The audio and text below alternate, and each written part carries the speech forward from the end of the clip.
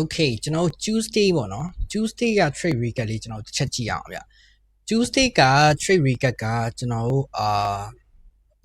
wait Tuesday က trade recap နည်းနည်းလေးဟိုဖြစ်တယ်စောရယ်ကျွန်တော်ဟိုမှာတင် trade တာပါလေ London မှာAsian session မှာတင် trade တာ so Tuesday က wait Tuesday က1ပါပဲနားရောက်ပါ oh sorry ဒီမှာဟို US session နဲ့အချိန် US အချိန်နဲ့ဆိုတော့ဒီနားမှာပဲရှိသေးတယ် so US ချိန်နဲ့ဆိုတော့ Monday ပဲရှိတယ်ဒါပေမဲ့ကျွန်တော်တို့Asia မှာဆိုတော့အင်္ဂါနေ့ပေါ့လေ so အဲ့မှာဘာတွေ့ရလဲဆိုတော့ H1 cup ကိုကျွန်တော်ပြန်လာပါတယ်တွေ့လားကျွန်တော်တို့ရှေ့ရက်ကကြည့်ရ H1 cup ကိုပြန်လာရယ်ပြန်လာပြီးတော့ဒီမှာရှိရ liquidity ကိုလာဆွေ့သွားရယ်အဲ့ဒီအချိန်မှာကျွန်တော်တို့ Apex ဖြစ်တယ်ပေါ့နော် Apex တော့ရယ်ဒါကျွန်တော်တို့ lower time frame လေးတစ်ချက်ကြည့်အောင် lower time frame မှာကျွန်တော်တို့ဟိုအရင်ကြီးတော့မကောင်းဒါပေမဲ့ဒီကောင်ကဟို liquidity ဆွေ့ရအောင်ကျွန်တော်တို့ဒီမှာ internal range liquidity ကိုတွေ့ရတယ်ပေါ့နော်ပြီးတော့ကျွန်တော် lower time frame မှာတော့ IFG ကောင်းကောင်းမပြဘူးပေါ့နော် okay ချက်တင်နေ wait refresh line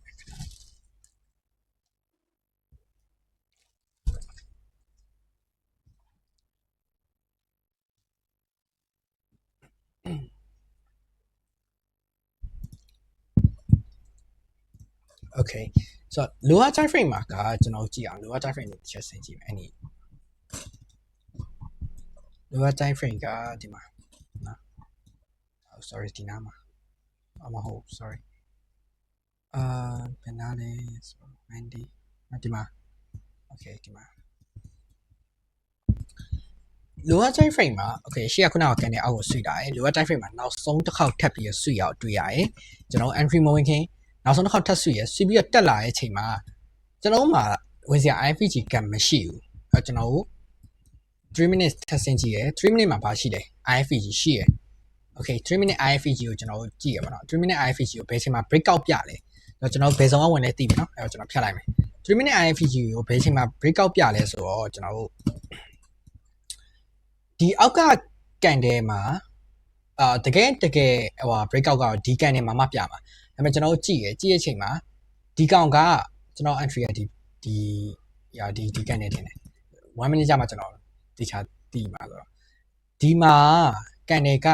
ဒီအပေါ်အထိပေါ့နော်ဒီ IFG ရဲ့ 80% လောက်စီ breakout ဖြစ်တယ်ပေါ့နော်ပြီးတော့ lower time frame မှာဆိုရင်ကျွန်တော်1 minute ပေါ့နော်1 minute မှာဆိုရင်ကျွန်တော်တို့အောက်မှာရ breakout ဖြစ်သွားပြီပေါ့နော်1 minute မှာ CIST ပြရဲ1 minute မှာ CIST ပြရဲနောက်ပြီးတော့ CIST ဖြစ်ထားတဲ့ fair value gap လေးထွက်လာမယ်နောက်ပြီးရင်ဒီရှိမှရှိရ IFG ပေါ့နော်1 minute ရဲ့ fast IFG breakout ပြသွားပြီအဲ့ဒီအချိန်မှာကျွန်တော်နောက်တစ်ချက်ထပ်ဆောင်တယ်ပေါ့နော်တစ်ချက်ထပ်ဆောင်တဲ့အချိန်မှာဒီမှာ gap လေးတိတ်တိတ်လေးရှိသေးတယ်ဆိုတော့အဲ့မှာဒါ second fair value gap လို့ပြောလို့ရမှာနော်ဆိုတော့ဒီ gap ကိုထပ်ပြီးတော့ဖောက်ပြီးတော့တက်လာတဲ့အချိန်မှာကျွန်တော်စပြီးတော့ဝယ်လိုက်တယ်ပေါ့နော် first contract ကျွန်တော်စပြီးမှထည့်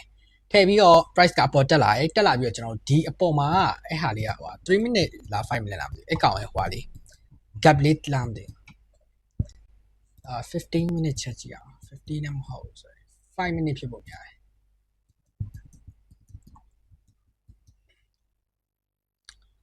မဟုတ်ဆိုရင် sorry ကျွန်တော်မှားဆွဲထားတယ်ဆိုတော့အဲ့အပေါ်မှာခုနကျွန်တော်တို့အဲ့ဒီပြန်ပြီး rejection ပြနေနေရာတွေတခုရှိရဗျာဒီမှာ1 minute sorry 1 minute ဒီဟာလေးကိုကန်ပြီးဆင်းတယ်ဒါပေမဲ့ဒီမှာဖောက်တက်သွားပြီဆိုရယ်အနေထားတစ်ခုမှာပြန်ဆင်းလာတယ်ဘာလို့ပြန်ဆင်းလာလဲဆိုတော့ဒီမှာ1 minute order block ရှိရယ်1 minute order block ကနေပြီးတော့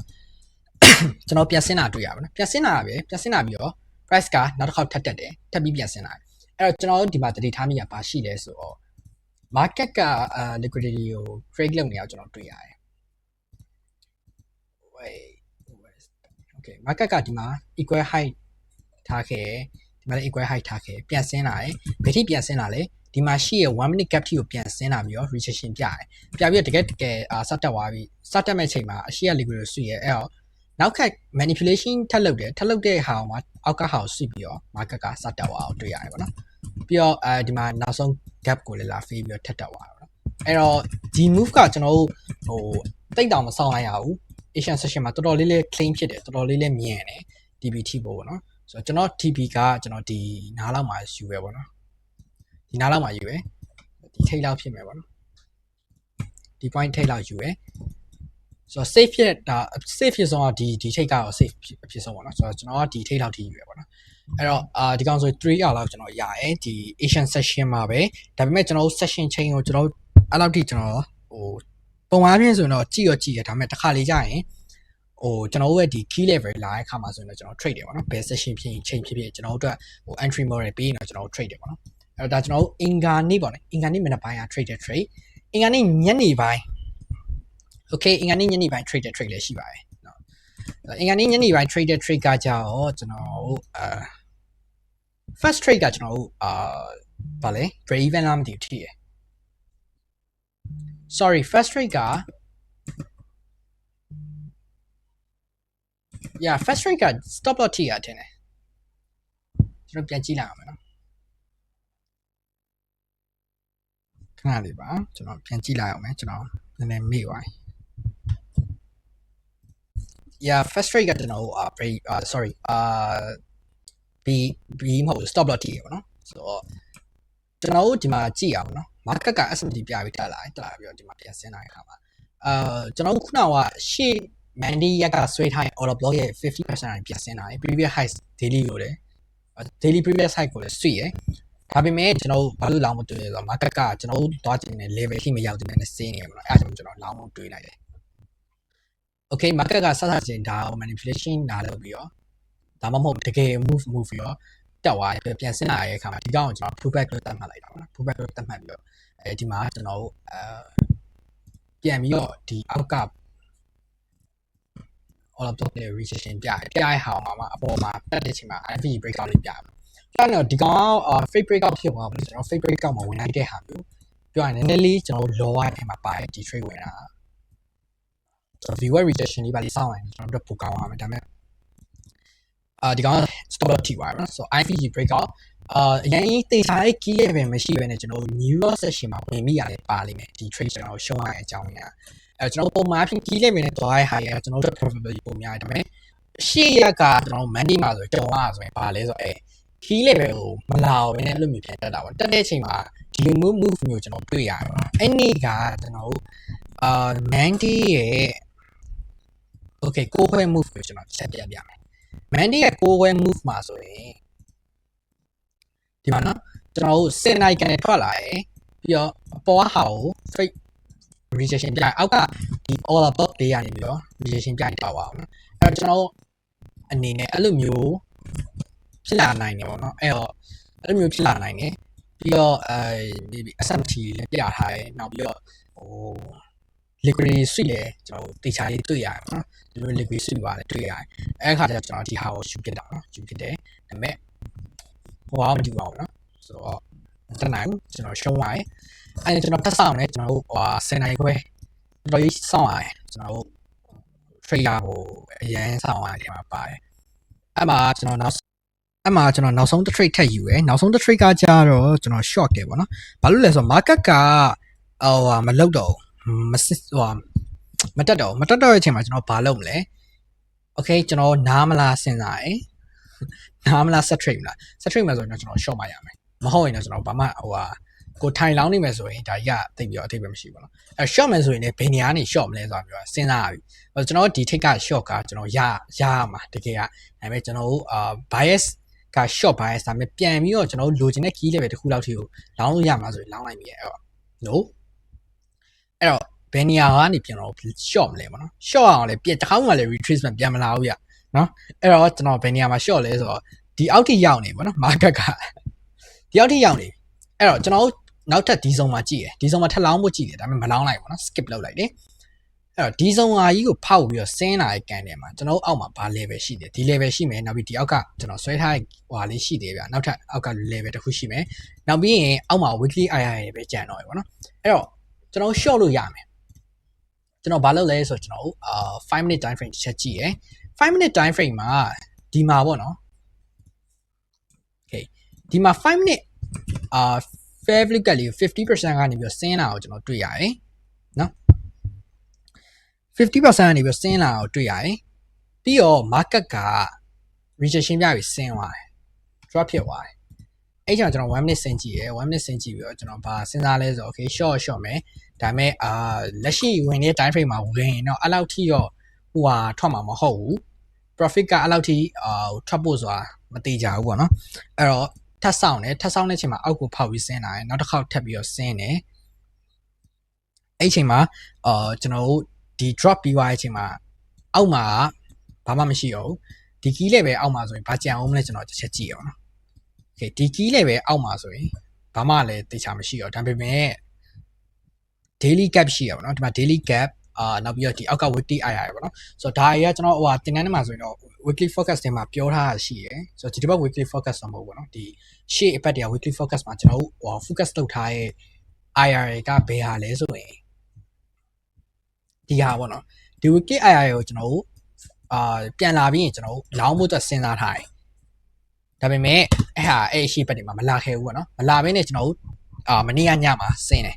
အဲ့တော့အကယ်လို့ daily gap တွေဟိုဟာအောက်ထိဆင်းမယ်ဆိုရင်ကျွန်တော်ဟိုလိုက်လို့ရရပါတော့ဒီဟာတွေကအရန်ကတ်တယ်ဒါပေမဲ့စဉ်းစားလိုက်တာတနေ့ကုန်တစ်မနက်လုံးနဲ့ကြာပြီပါပြီ lunch time ရောက်နေပြီ maybe ပြန်တက်ရင်တော့ PM session မှာပြန်တက်ကောင်းတက်လိမ့်မယ်တက်မယ်ဆိုရင်ဘယ်နေရာကနေမှတက်မလဲတေချာပါ weekly IR အထိပဲတောင်းအောင်ပါဟုတ်တယ်မလားအဲ့ခါကျတော့ကျွန်တော်ဒီနေရာမှာကျွန်တော် short ဖို့စဉ်းစားတယ်ကျွန်တော်ဟိုဒီ gap လေးဆွဲလိုက်တယ်ပေါ့နော်ဒီမှာရှေ့ရဲ့ gap တစ်ခုကြည့်လိုက်တယ်ဒီအပေါ် gap ကိုပြန်လာနိုင်လားဆိုတော့ပြန်လာနိုင်တယ်ဒါပေမဲ့ကျွန်တော်အဲ့အချိန်မှာကြည့်ရဲ့ဟာကိုပြပြမယ်ပေါ့နော်ကျွန်တော်ဘယ်လိုကြည့်လဲဆိုတာ1 minute မှာကြည့်ရဲ့အချိန်မှာကျွန်တော်ဒီမှာ1 minute gap ကို rejection ပြပြီးဆင်းလာတယ်နော်အရှိရ candle လေးကိုစီးပြီးဆင်းလာတယ် rejection ပြပြီးဆင်းလာတယ်ဒီကောင်ကိုဒီအရှိရကောင်ကြောင့် fake IFVG လိုမျိုးပြကျင်တရားအောင်လေးပြပြီးတော့ဒီကနေ rejection ပြပြီးဆင်းလာတယ် price ကပေါ်မှာရတခါရဲဟို manipulation တွေလုပ်ခဲ့ပြီးတော့တောက်လျှောက်ဆင်းလာဆိုတော့ကျွန်တော်အထင်အဲ့လို man hour ပေါ့ pullback ပြန်မလာတော့ထပ်ဆင်းတော့မယ်ပေါ့နော်ဟိုအရင်ပြန်ပြီးတော့အပေါ်လာဖို့ဆိုတာမသေးကြဘူးပြန်ဆင်းထပ်ဆင်းဖို့များရဲအဲ့တော့ကျွန်တော်30 second time frame ကြီးကျွန်တော်ထပ်ဆင်းကြည့်ရပါတော့30 second time frame မှာကျွန်တော်ဘာတွေ့ရလဲဆိုတော့ဒီမှာ1 minute ဟာကိုဆွေပြီးတော့အပေါ်ဟာကိုဆွပြီးဆင်းလာတဲ့အခါမှာ IFVG breakout ကျွန်တော်စောင့်နေပါတော့30 second IFVG breakout ကိုကျွန်တော်ကြည့်ရယ်sorry ဒီဟာမဟုတ်ဒီဟာဥကဟာအားကြောင့်ဝေးနေပါတယ်